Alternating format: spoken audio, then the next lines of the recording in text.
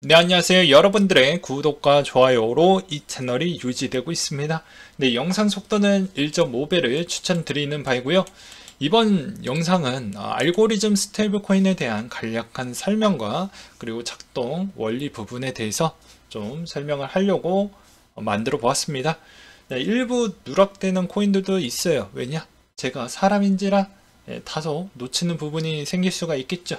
그래서 그 부분은 너그럽게 이해를 해주시면서 바라봐 주셨으면 좋겠고요. 그리고 또 알고리즘 스테이블 코인에 대해서 투자를 깊이 하려고 하시는 분들도 있더라고요. 그래서 지금 준비하고 있는 그런 코인들은 이런 거를 제외하고 또 투자를 하려고 하시는 분들한테는 또 도움이 될 것이고, 또 반대로 적극적으로 투자에 임할 때 이런 자료를 또 보게 되면 또 도움이 되시겠죠. 그렇게 보시면 될 것 같습니다. 일단 테라 루나가 기본값이기 때문에 이 기본과 이슈가 같이 있었기 때문에 이 내용 먼저 설명을 하고 넘어가도록 하겠습니다. 일단 테라의 가격 유지 원리에 대해서 보게 되면, 자, 알고리즘은 간단한 수요와 공급의 법칙에 의해서 만들어졌는데, 아래 내용은 알고리즘을 통해 1테라 가치를 1달러에 고정을 시켰다. 그래서 테라 시스템은 언제든지 1테라를 1달러로 해당하는 루나로 교환을 해주는데, 반대로 1달러에 해당되는 루나는 언제든지 1테라로 교환을 해주는 컨셉으로 되어져 있다 라고 되어져 있죠. 그래서 여기에서도 보게 되면 1테라가 1달러에 커진 경우 라고 되어져 있습니다. 예를 들어서 1달러에 해당되는 루나가 1테라로 교환을 한다. 현재 1테라는 1달러보다 크기 때문에 이 차익 거래가 성사할 수 있다. 1달러에 해당되는 루나로 1달러보다 높은 금액을 벌 수가 있기 때문에 이 경우 시스템이 보유하고 있는 루나 수가 증가를 하고, 그리고 테라 수는 감소를 하게 된다라고 되어져 있습니다. 그래서 이때 시장의 루나 유통량이 감소하고 테라 유통량이 증가하는 경우고, 말 그대로 1테라가 1달러보다 작을 경우를 보게 되면 반대가 되겠죠. 그래서 그림과 함께 다시 한번 복습을 해 보도록 하겠습니다. 테라 공급 과잉으로 테라 가격이 기준가 이하로 하락을 했다. 그럼 누군가 테라 구매 후 온체인 마켓으로 루나와 스왑을 했다. 차익 거래를 했다라는 것인데, 이때 루나가 새롭게 발행이 되겠죠.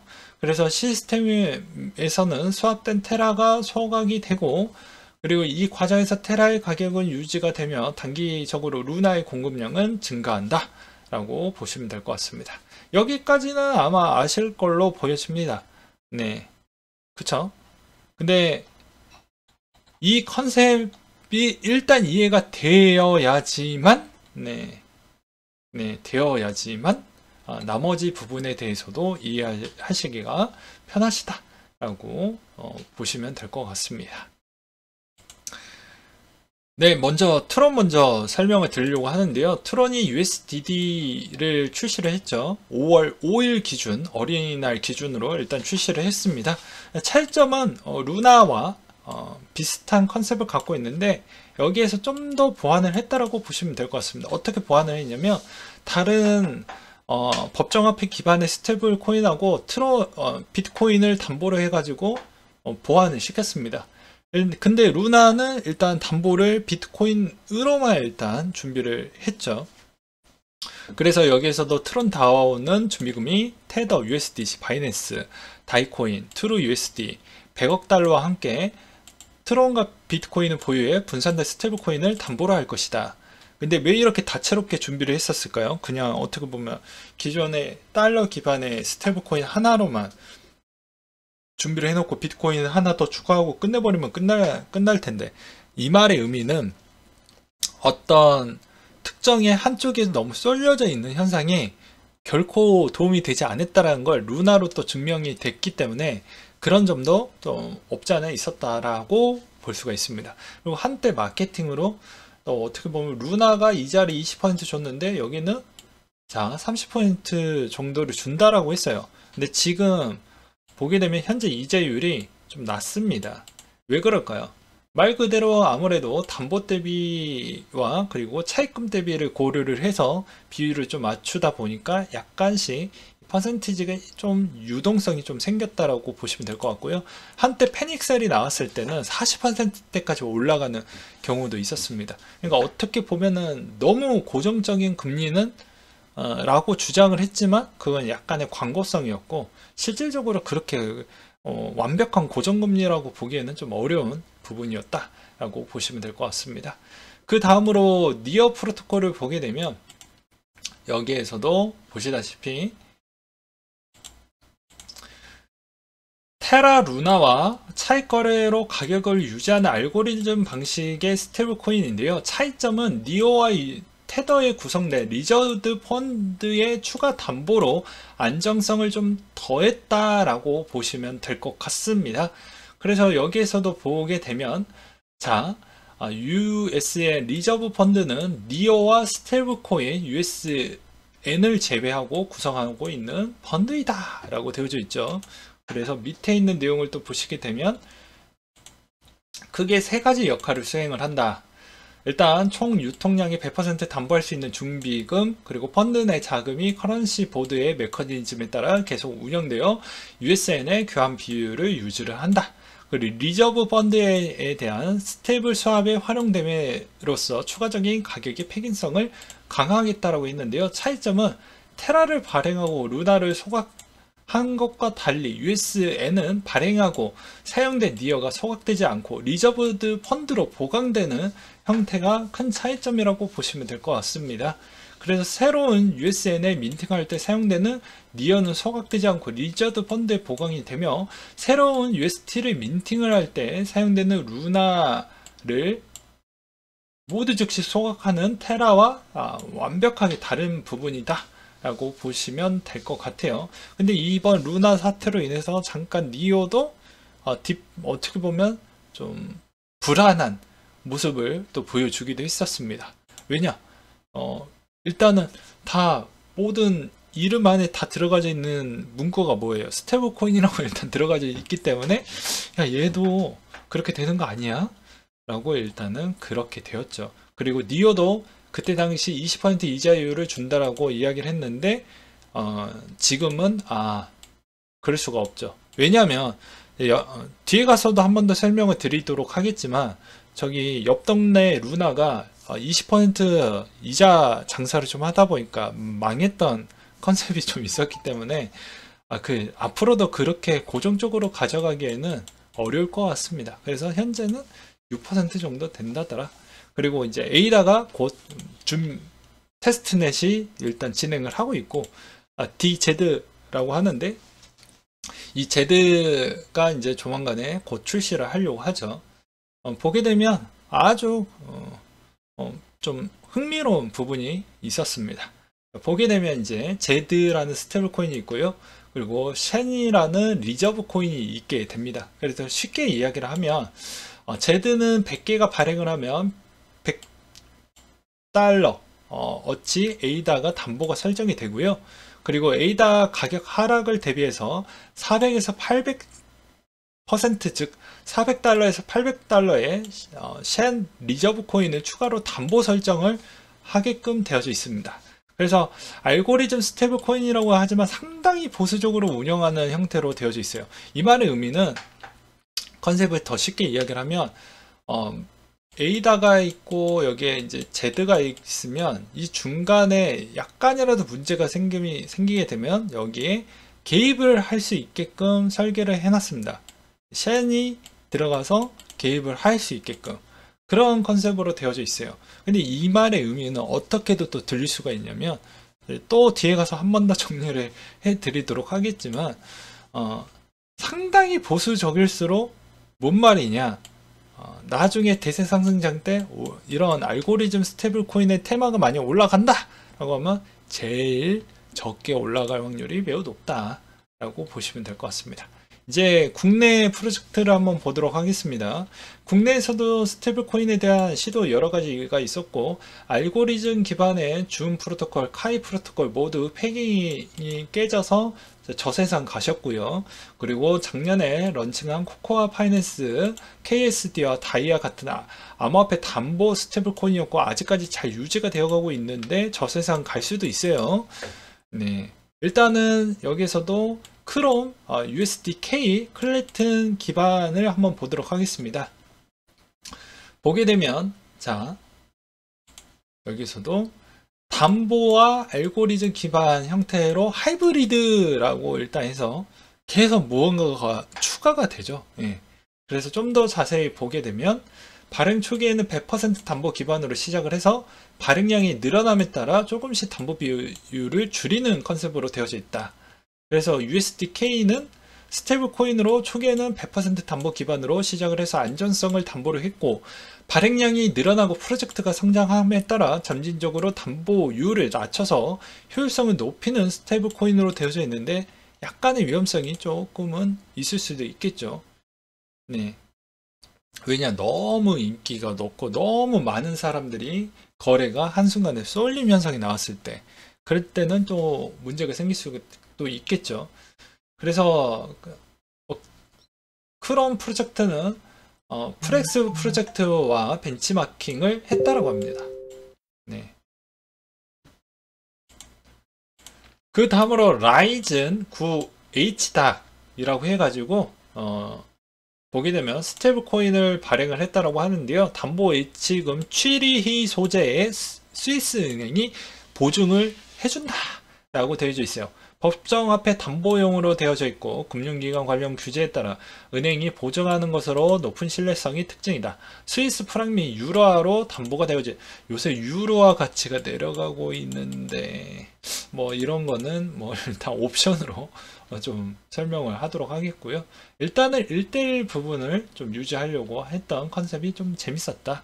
그리고 금융당국의 승인을 받은 스테이블 코인이라서 또 재밌는 컨셉이었다 라고 보시면 될 것 같습니다. 특이하게 스위스 프랑과 유라 스테이블 코인을 우선 발행을 했고, 그 다음에 추가로 원화 달러 기반의 스테이블 코인도 발행할 예정이라고 되어져 있습니다. 아직 발행한 건 아니고 해외 은행과 시스템 연동 작업이 좀 필요하다라는 내용도 있었고요. 위믹스가 이제 조만간에 또 준비를 하려고 하죠. 그래서 또 보게 되면, 일단 위믹스는 스테이블 코인 컨셉이 알고리즘 형태는 고려하고 있지 않다라고 해서 쇼케이스를 앞두고 있기 때문에 그때 내가 씹으려 주겠다라고 이야기를 하고 있는데요. 일단은 뭐 6월 15일 수요일 오전 9시에 쇼케이스 하니까 그때 스테이블 코인에 대해서 위믹스 달러도 공개될 예정이라고 하니 그 내용을 보시고 대응을 해보시면 좀 도움이 될 것 같습니다. 그 다음에 보게 되면 아무래도 이제 망했던 코인도 있죠. 네, 64달러 코인이 하루에 0달러가 됐던 부분, 뱅크런 사태가 일어났던 아이런 타이탄 토큰이라고 해가지고 이것도 한때 루나와 비슷한 컨셉으로 준비가 됐던 건데 딥패깅이 되면서 먼저 네, 어떻게 보면 선배급이죠. 예, 선배급인데 먼저 가셨어요. 저세상 또 가셨고요. 그 다음에 이제 또 보게 되면은 얘는 아직 준비하고 있는 애입니다. 코스모스 기반도 알고리즘 스테이블 코인 컴포지트를 출시를 한다라고 5월 17일 기준으로 나왔습니다. 아주 따끈따끈하죠.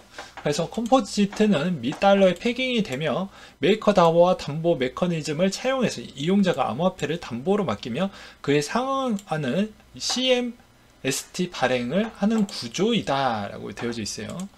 그래서 종합적으로 보게 되면 어떠한 설명을 좀 드리려고 하냐면, 여러분들이 분명히 이런 궁금사항이 있었을 거라고 봅니다. 만약 궁금사항이 없다라고 하면 그것도 문제인 거예요. 왜? 자기 돈이 증발하는 것 자체에 대한 관심도가 없다라는 거죠. 돈이라는 건 상당히 예민합니다. 그냥 연애할 때 까칠한 미인과 연애한다라고 보시면 될 것 같아요. 근데 이 까칠한 미인이 상당히 예민한데 그걸 다 안 맞춰주면 어떻게 될까요? 예, 말 그대로 헤어지게 되겠죠. 네. 그렇기 때문에 그런 현상과 똑같습니다. 돈이라는 건 내가 일단 지키려고 한다면 그만큼 관심과 애정과 모든 걸 쏟아야 무언가 얻어지는 것이지, 관심조차 없고 방관하고 방치하면 금방 헤어지게 되어져 있습니다. 예. 근데 이게 헤어지면은 돌아오지 않아요. 예. 연애랑 똑같습니다. 돌아오지 않습니다. 그렇다고 해서 다른 사람과 사귄다 라고 해서 그 돈이 들어오냐, 그런 것도 아니죠. 돈은 피도 눈물도 없습니다. 한번 뒤돌아서는 순간 내 지갑에 그 돈이라는 건 없어요. 특히나 인터넷 세상은 더 쉽게, 더 빠르게 소진이 되죠.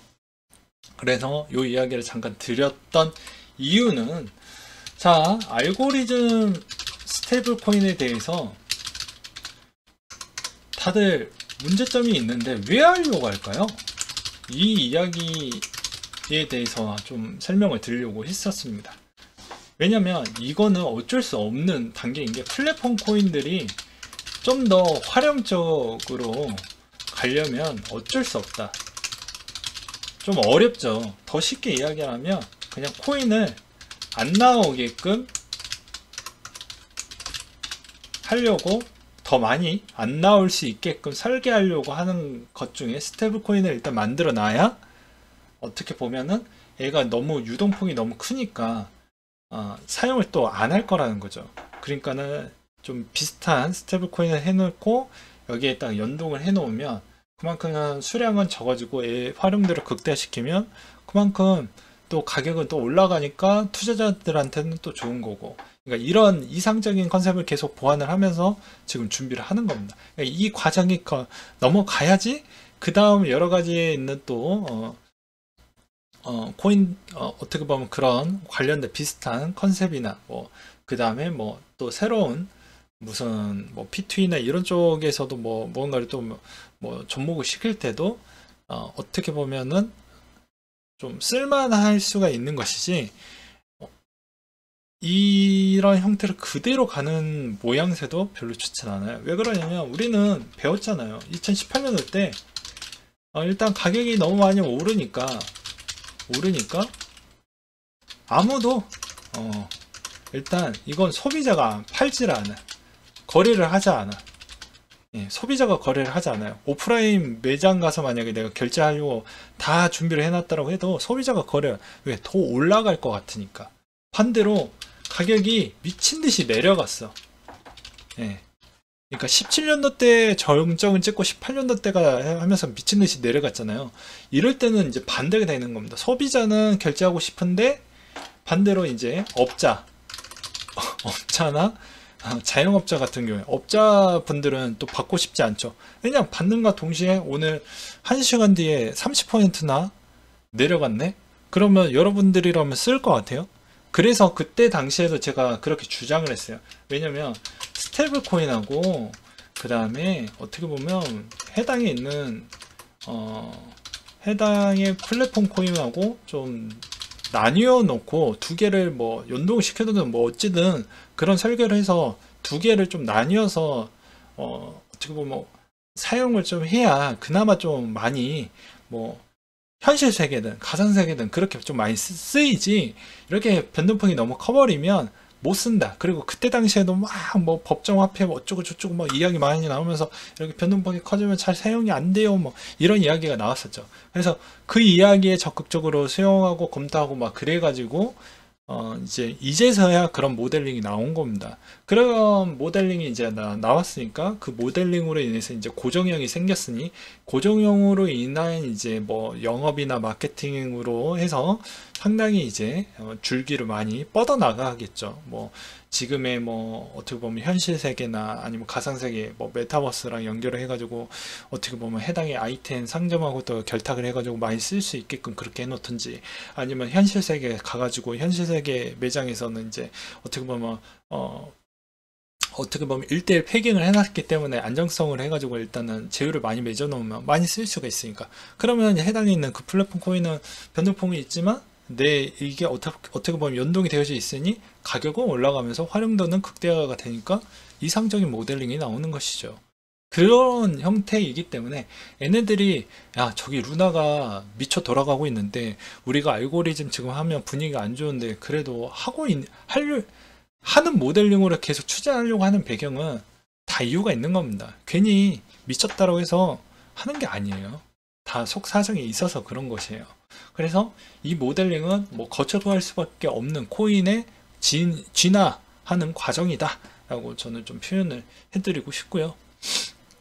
그 다음으로 여기에서도 이제 몇 개의 코인은 또 어떻게 보면 저세상 가겠죠. 예, 저세상 가고 또 몇 개는 또 살아남고 그 중에 이제 이상적인 모델링이 딱 나오게 되고 그 이상적인 모델링이 이제 기준이 되는, 그러니까 그 기준이 누가 될지는 모르겠지만 너무 보수적인 게 살아남긴 해도 이게 대세가 될지, 아니면 인기몰이 하면서 적당한 게 이제 인기몰이를 할 것인지, 이건 좀 더 지켜봐야 되겠죠. 그래서 정답은 없고 현재 있는 그런 모델링들이 여러 가지가 많이 나왔기 때문에 이제 여기에서도 이제 조만간 시간이 지나면 좀 걸러지고 또 걸러져서 대세가 남게 될 것이다. 그럼 그걸 어느 정도 이제 나머지 좀 늦게 시작을 했던 코인들이 거의 이제 벤치마킹 많이 해서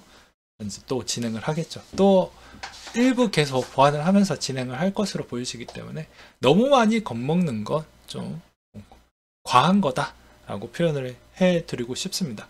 지금 시장과 좀 별개로 설명을 드리는 거예요.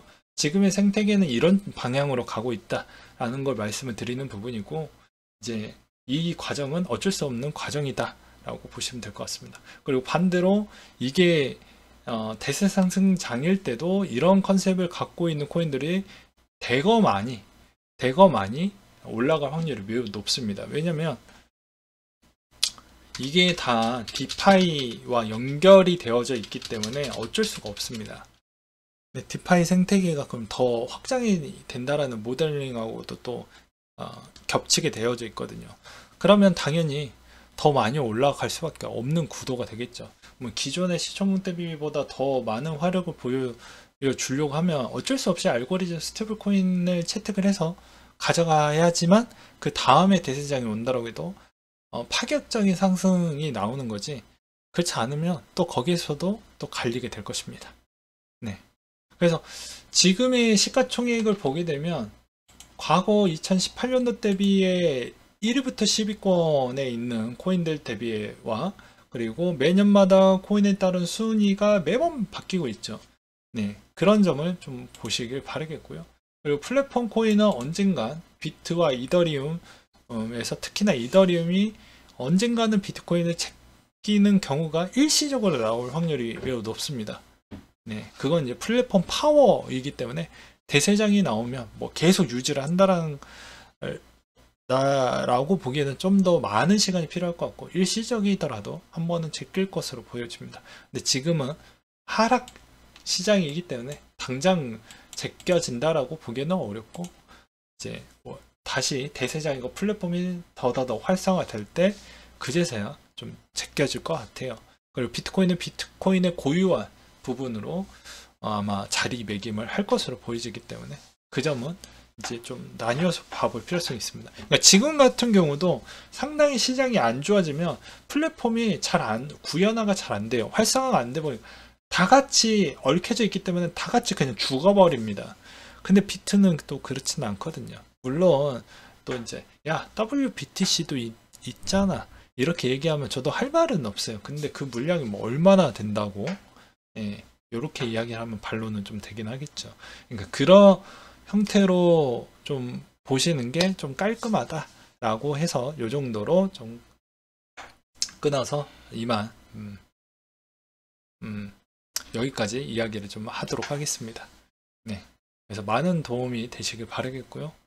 네, 투자에 조금이라도 생각하시면서 그리고 고민하시면서 또 이 자료 여러 가지 또 이렇게 또 반영하시면서 되게 신중하게 잘 판단하시면서 결정하시길 바라겠습니다. 네, 이상으로 마치도록 할게요.